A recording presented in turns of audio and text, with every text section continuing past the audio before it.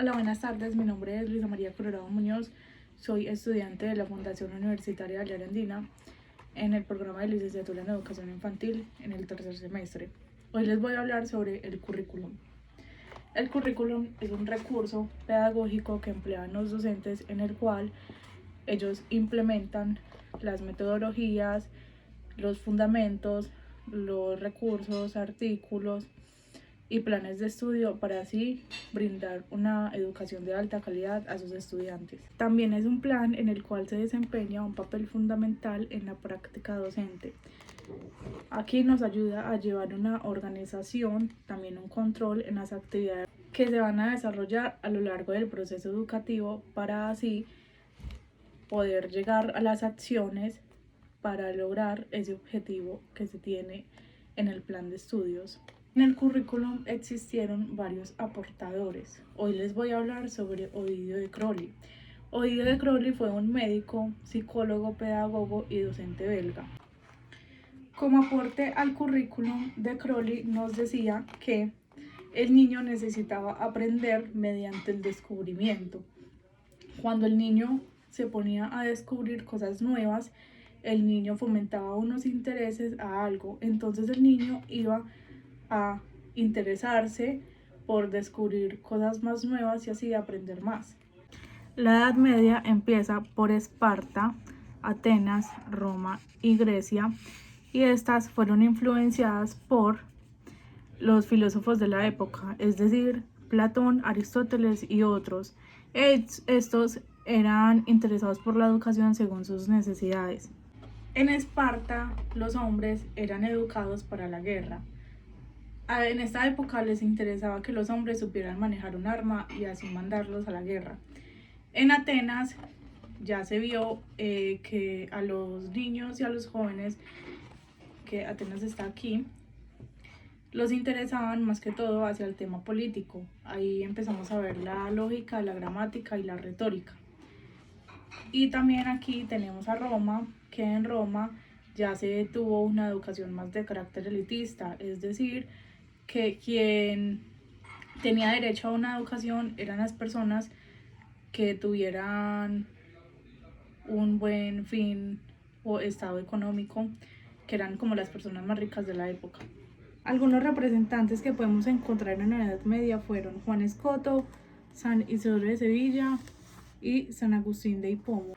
El método educativo que se implementó en esta época fue el escolástico. También fue influenciado más que todo por la religión y se desarrollaban líneas del saber influenciadas por el quadrivium y el trivium. Aquí también empezó a surgir el tipo de revolución donde el individuo empezó a darse cuenta de la necesidad de una transformación. Esta época también se caracterizó por la recuperación de las tierras que estaban en manos de bárbaros. Esto les permitió un descubrimiento de nuevas culturas. Bueno, vamos a hablar de la Edad Media contemporánea. Esta ya viene con un cambio debido a que se referencia mucho con la Revolución Francesa. Bueno, en esta época empezamos a notar más que la sociedad ya empieza a cambiar. Antes teníamos un porcentaje muy alto de la gente con analfabetismo. Sabemos que el analfabetismo es no saber leer ni escribir. Entonces ya se empezaron a preocupar porque la gente no supiera leer ni escribir, y ahí surgió el alfabetismo, que es donde ya las personas lograban aprender esto. También hubo un cambio muy fuerte en cuanto a la tecnología. Ya se empezó a formar la educación preescolar, la educación primaria y la educación especial, dándoles la importancia que necesitaban. También nos dimos cuenta que se mejoró mucho en cuanto a las aportaciones en la educación especial. También empezó a surgir una aparición de diferentes escuelas. Estaban las escuelas monacales. En las escuelas monacales se preocupaban por la preparación de niños y jóvenes para la vida religiosa. Estaban ubicadas en los monasterios. En los monasterios es donde se transforman a los jóvenes y a los niños en ser sacerdotes y eso. Los monasterios eran construidos como fuente científica y cultural para la sociedad.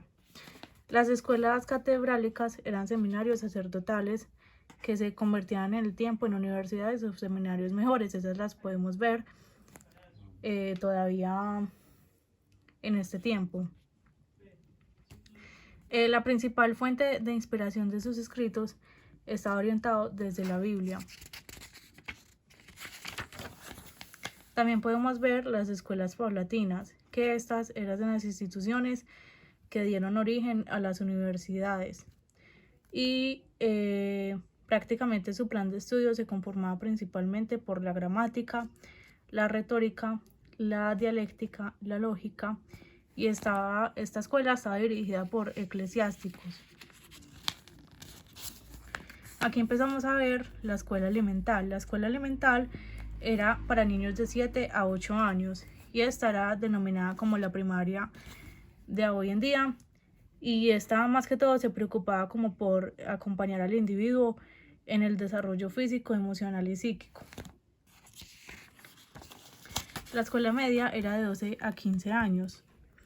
En esta etapa a los estudiantes se les estimulaba más que todo a aceptar los nuevos desafíos que se les destinaban, y también se les sigue con la especial atención para poder llegar a la escuela superior. En la escuela superior ya se brindan formación más alta. Especialmente se clasifican de las siguientes formas: escuelas de educación superior, escuelas de educación superior tecnológicas, que es las que podemos encontrar hoy en día, donde los jóvenes no solamente salen con un título o un diplomado como bachiller normal, sino que también pueden salir por ejemplo, hay unos que salen para la educación y hay otros que también, dependiendo del tecnólogo que tenga su colegio, se gradúan con ese tecnólogo. Bueno, aquí está todo el trabajo, como lo pueden observar aquí.